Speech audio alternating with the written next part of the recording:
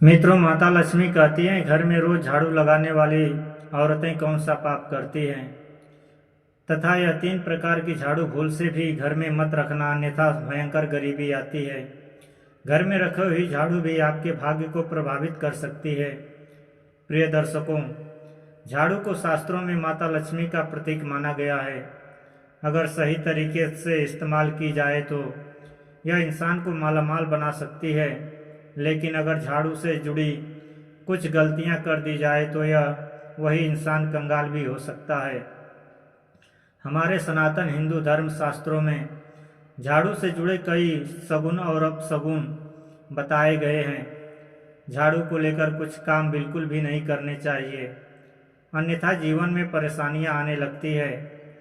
झाड़ू को सही दिशा में और सही ढंग से रखना बहुत जरूरी है, वरना यह माता लक्ष्मी की बहन अलक्ष्मी को आकर्षित करती है, जो कि दरिद्रता और संकटों की प्रतीक मानी जाती है। तो चलिए अति विलंब न करते हुए आज की कथा को शुरू करते हैं। तो मित्रों, सच्ची श्रद्धा से कमेंट में जय माँ लक्ष्मी जरूर लिखें। मित्रों, एक समय की बात है, किसी नगर में एक अत्यंत धनवान सेठ अपनी पत्नी के साथ रहा करता था। वह भगवान श्री विष्णु का बड़ा भक्त था। प्रतिदिन उठकर तुलसी में जल देता था, उनकी नित्य पूजा आराधना करता था। उसकी पत्नी अत्यंत सद्गुणी, विनम्र और धर्म परायण स्त्री थी। दोनों का जीवन सुख समृद्धि से भरा था, किंतु संतान के अभाव में वे बहुत दुखी थे। बहुत प्रार्थना और पूजा करने के बाद एक दिन उनकी प्रार्थना स्वीकार हुई और फिर उनके घर एक सुंदर पुत्री ने जन्म लिया। माता पिता ने अपनी पुत्री का नाम सुनंदा रखा। सुनंदा बचपन से ही माता पिता की अत्यंत प्रिय थी। कई सारी मन्नतें मांगते हुए और भगवान शिव के सावन सोमवार के व्रत करने से उन्हें पुत्री की प्राप्ति हुई थी। इसीलिए सेठ और उनकी पत्नी उस कन्या को हमेशा अपनी पलकों पर बिठाकर रखते थे। उसे कभी कोई भी चीज की कमी नहीं होने देते। उसकी हर एक इच्छा पूर्ण की जाती थी, मानो जैसे कि उसने देवराज इंद्र के घर में जन्म लिया हो। अब इधर सेठ की अपार धन संपत्ति की वजह वह भी इकलौती वारिस थी। मित्रों, अब समय के चलते वह कन्या शुक्ल पक्ष के चंद्रमा के समान सुंदर रूप को लिए धीरे धीरे बढ़ने लगी, किंतु माता पिता के अति प्रेम और दुलार के कारण वह अत्यंत बिगड़ गई। उसका स्वभाव आलसी, कपटी, गर्विष्ठ और अभिमानी हो गया। वह अपशब्द बोलती, सभी अन्य लोगों को अपमानित करती और उसे स्वच्छता से सख्त नफरत थी। उसने कभी जीवन में झाड़ू को छुआ तक नहीं था। समय के चलते अब तो वह अपने माता पिता के साथ हठ करने लगी थी। फिर एक दिन उसके माता पिता ने सोचा कि विवाह के बाद शायद वह सुधर जाए, इसलिए वे सुनंदा के विवाह की चिंता करने लगे। जब वह 16 वर्ष आयु को प्राप्त हुई तो सेठ ने सुनंदा के विवाह हेतु अनेक धनवान और प्रतिष्ठित घरानों से रिश्ते लाए, लेकिन सुनंदा सबको अपमानित कर भगा देती थी। वह किसी से कुछ कहती तो किसी से कुछ। कभी कभी तो दूल्हा बनने के लिए आने वाले युवक के ऊपर घर की छत से पानी डालती थी। उसकी इस प्रकार की बचकानी हरकतों के कारण नगर के लोग उस कन्या से डरने लगे थे। इसी कारण से अब सेठ और उसकी पत्नी अत्यंत चिंतित और दुखी रहने लगे। फिर एक दिन की बात है, संयोगवश सुनंदा की नज़र वन में रहने वाले एक अत्यंत गरीब ब्राह्मण युवक पर पड़ी। उस युवक का नाम शांतनु था। नाम के समान ही वह शांत स्वभाव का बुद्धिमान और सभी शास्त्रों में पारंगत था।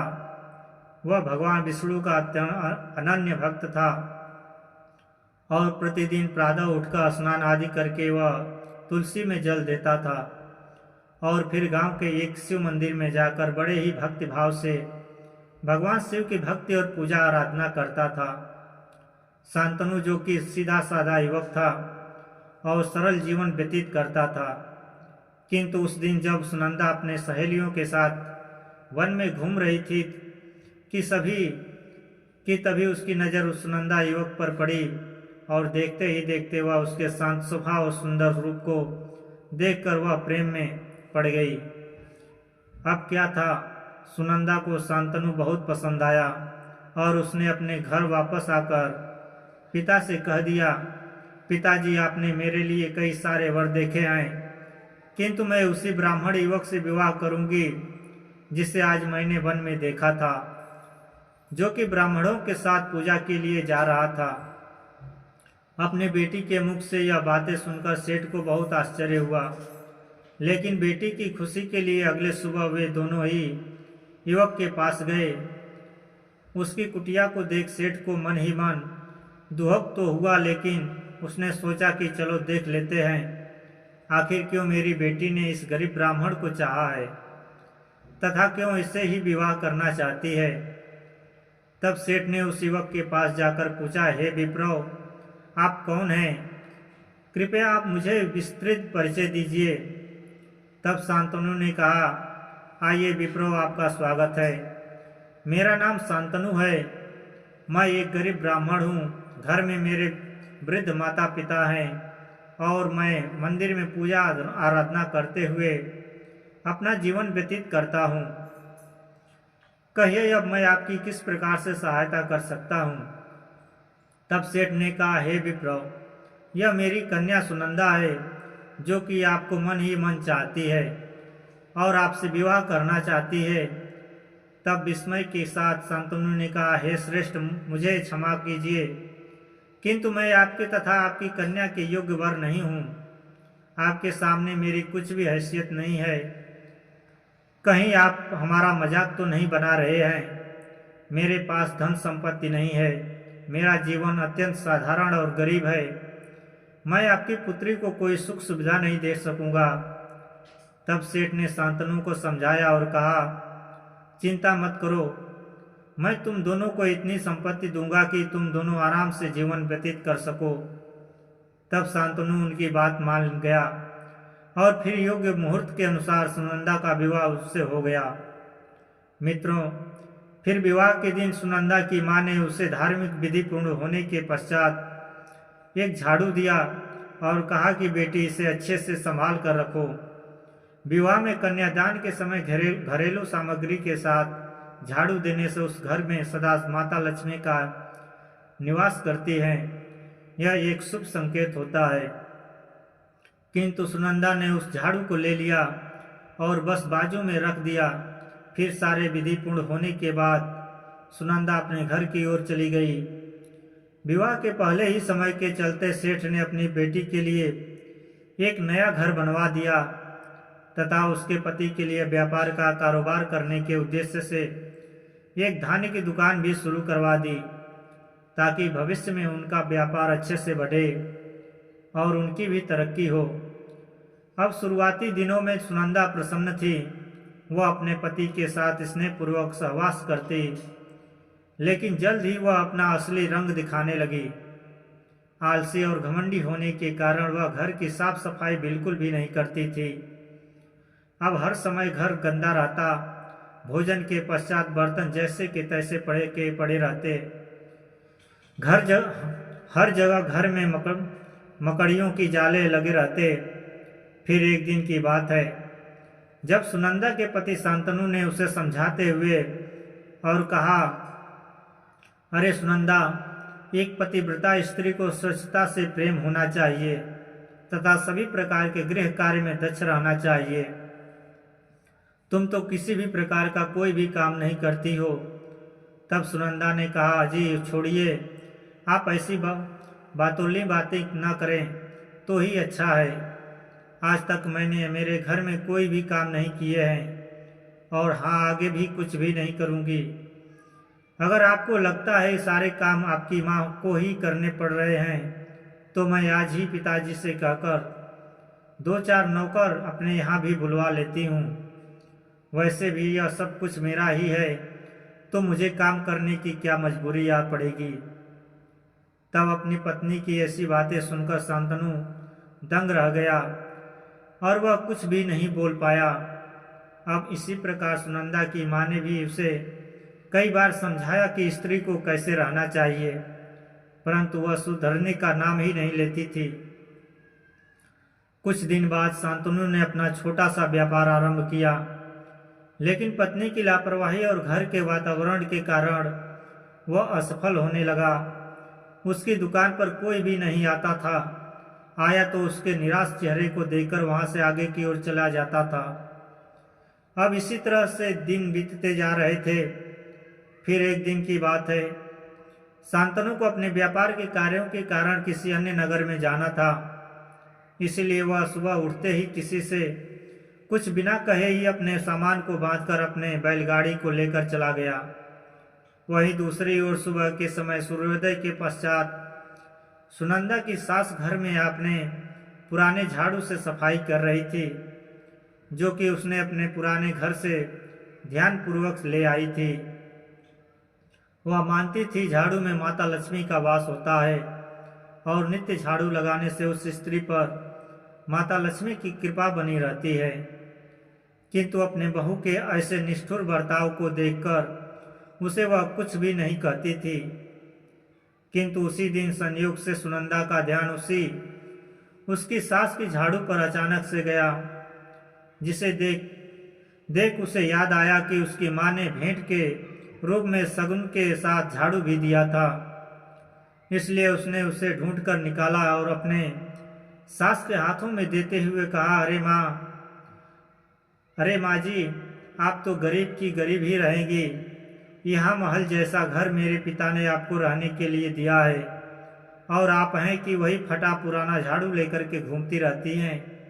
चलो अब से आप इस नए झाड़ू से झाड़ू लगाना, और हाँ, इसके बाद मुझे वह पुराना झाड़ू भी फिर से नहीं दिखना चाहिए।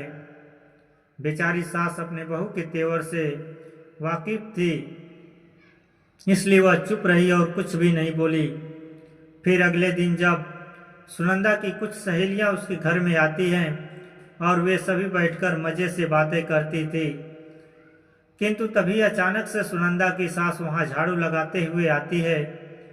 अब जब सुनंदा की नज़र उस पुराने झाड़ू पर गई तो वह क्रोध से आग बबूला हो गई और उसने उस झाड़ू को छीनकर घर के बाहर फेंक दिया और बोली, अरे बुढ़िया, मैंने आपको मना किया था कि इस झाड़ू को घर में मत रखना। आप मेरी सहेलियों के सामने क्यों मेरी बेइज्जती कर रही हैं? एक तो मेरे पिता ने आपको रहने को घर क्या दिया, आप तो मेरे ही बातों को नज़रअंदाज कर रही हैं। अगर आपको यहाँ रहना है तो मेरे ही वसूलों के साथ रहना होगा, अन्यथा आपको इस घर में रहने की कोई आवश्यकता नहीं है। अपने बहू के मुख से ऐसे वचन सुनकर बेचारी सास कुछ भी बोलना न सकी और अपने वस्त्र तथा कुछ सामान को लेकर वहां से चुपचाप अपने पति को साथ लेकर पुराने घर की ओर निकल गई। उन्हें अपनी बहू का ऐसा अपमान सहन नहीं हुआ। अब जब संध्या समय को उसके घर आए मेहमानों के लिए जब उसने भोजन बनाया, सभी को परोसा और सभी लोगों ने आनंद के साथ उसे खा भी लिया, किंतु जब सुनंदा की बारी आई तो सारा भोजन समाप्त हो चुका था। आज जीवन में पहली बार उसे भूखा ही सोना पड़ा। फिर अगली सुबह उठते ही उसने घर में गंदगी के कारण झाड़ू तो लगाया, किंतु जैसे ही उसका काम हो गया उसने उसे घर के कोने में फेंक दिया और उसे पैर से अलमारी के नीचे खिसका दिया। मित्रों, वह झाड़ू को कभी सिर के ऊपर से रख देती, कभी उल्टा टिका देती। वह अक्सर शाम के बाद झाड़ू लगाने लगती और कचरा घर से बाहर फेंक देती थी। यह सब शास्त्रों के अनुसार माता लक्ष्मी का अपमान माना गया है, लेकिन सुनंदा को इसका कोई ज्ञान नहीं था। वह इसे सिर्फ साधारण काम समझ कर रही थी।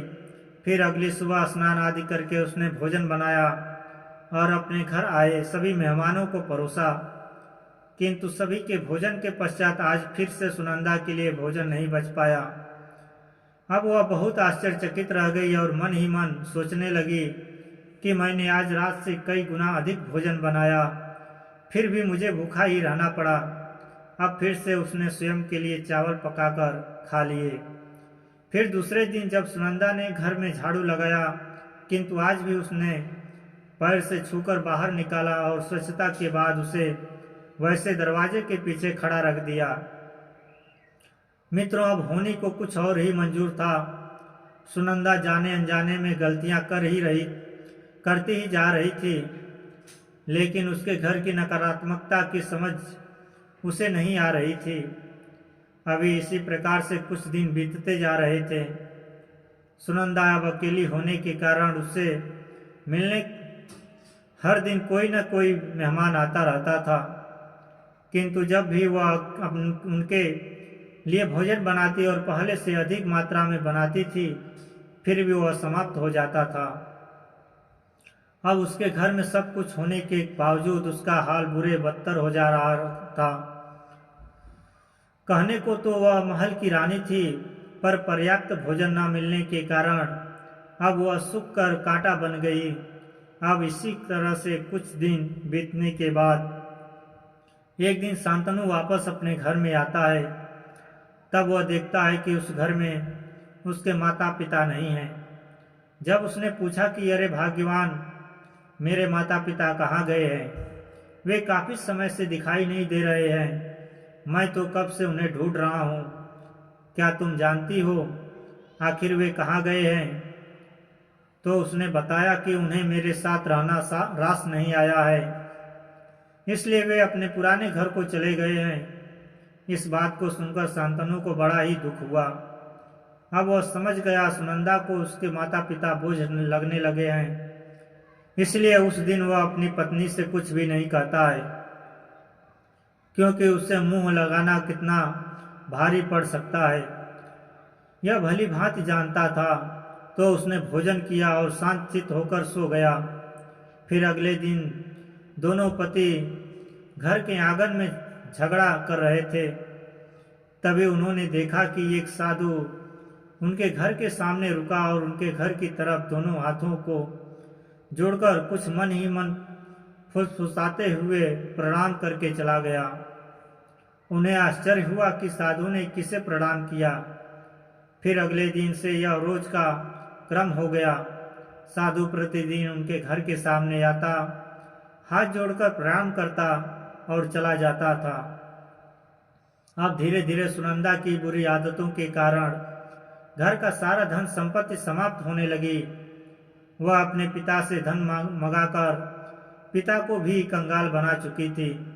अब एक दिन शांतनु भी उसकी हरकतों से तंग आकर उसे छोड़कर चला गया और माता पिता की सेवा करने लगा।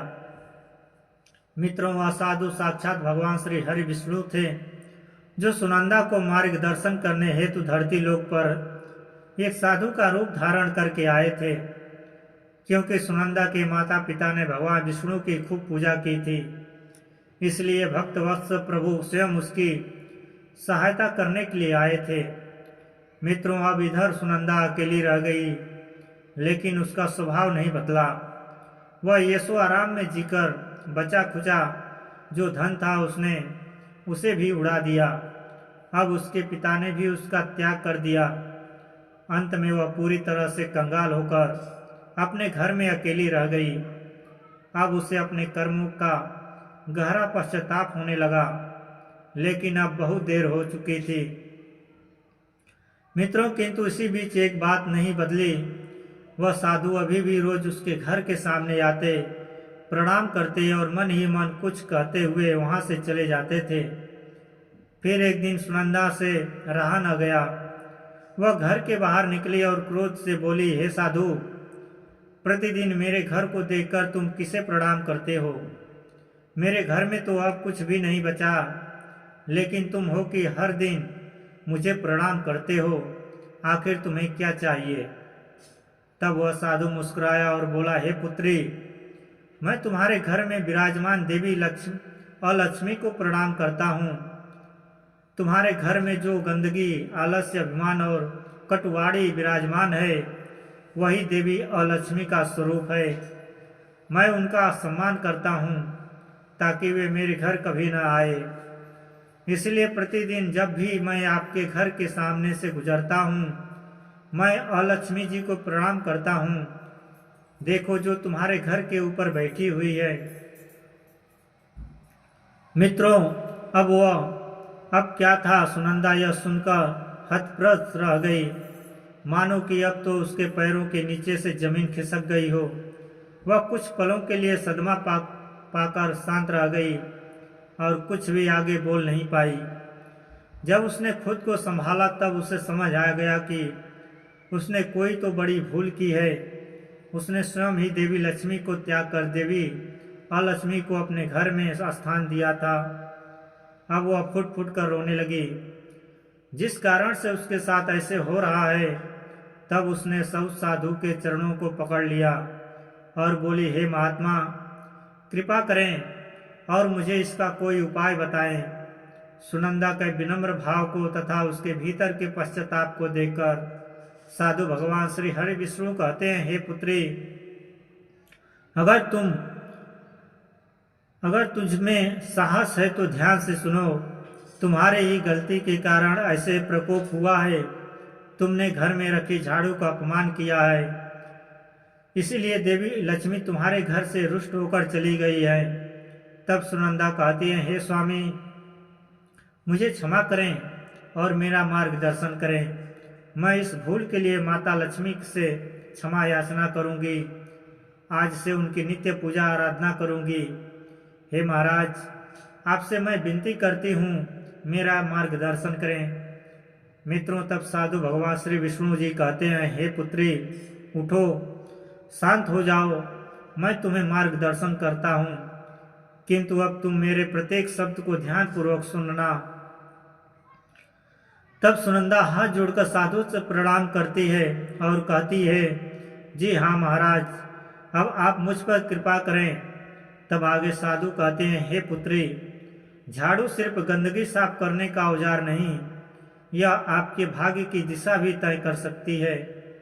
शास्त्रों में झाड़ू को माता लक्ष्मी का प्रतीक माना गया है। इसे सही तरीके से इस्तेमाल किया जाए तो यह धन, समृद्धि और सुख शांति लाने वाली होती है, लेकिन लापरवाही से इसका उपयोग घर में दरिद्रता, अशांति और संकट ला सकता है।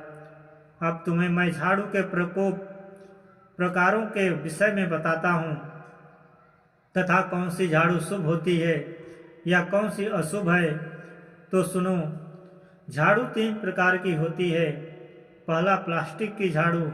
यह पूरी तरह त्याज्य मानी जाती है, इसमें धार्मिक ऊर्जा नहीं होती। दूसरा है सिक्कों वाला झाड़ू। यह सबसे उपयुक्त मानी जाती है, इसे देवी लक्ष्मी का वाहन कहा गया है। और तीसरा है फूल या सजावटी झाड़ू। यह केवल सजावट के लिए है, सफाई के लिए उपयोग नहीं करनी चाहिए। घरों में केवल सिक्कों वाली झाड़ू का प्रयोग करें और वह भी प्राकृतिक होए। हे पुत्री, झाड़ू खरीदने का शुभ समय भी आपका भाग्य निश्चित करता है। झाड़ू खरीदने के लिए शनिवार, मंगलवार या रविवार को सबसे शुभ माना गया है। वहीं सोमवार, बुधवार, गुरुवार और शुक्रवार को झाड़ू खरीदना अशुभ माना जाता है। दीपावली, अमावस्या, ग्रहण पूर्णिमा जैसे पवित्र तिथियों पर झाड़ू खरीदना और उपयोग करना धनवर्धक होता है। अब मैं तुम्हें घर में झाड़ू को रखने की सही दिशा के विषय में बताता हूँ। ईशांत कोण उत्तर पूर्व में झाड़ू बिल्कुल ना रखें, यह पूजा स्थल होता है।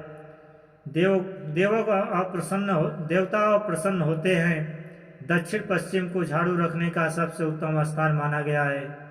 यह नेतृत्व कोण है और घर के मुख्य की उन्नति को दर्शाता है। झाड़ू लगाने का सही समय और उसका प्रभाव के विषय में जान लो कि सुबह सूर्योदय से पहले का समय जो होता है वह सबसे शुभ होता है, जिससे घर से दरिद्रता, रोग, ऋण और नकारात्मकता का नाश होता है और माँ लक्ष्मी प्रसन्न होती है। दोपहर का समय जो होता है वह सामान्य होता है, वह ना शुभ ना अशुभ होता है। विशेष लाभ नहीं होता लेकिन हानि भी नहीं होती। केवल अत्यधिक गंदगी होने पर झाड़ू लगाएं और संध्या, सूर्यास्त के समय और बाद में का समय जो होता है वह अत्यंत अशुभ देवी देवी लक्ष्मी जी घर छोड़ देती हैं और देवी अलक्ष्मी दरिद्र का अपमान होता है, आगमन होता है। यह समय रात्रि देवताओं का माना गया है।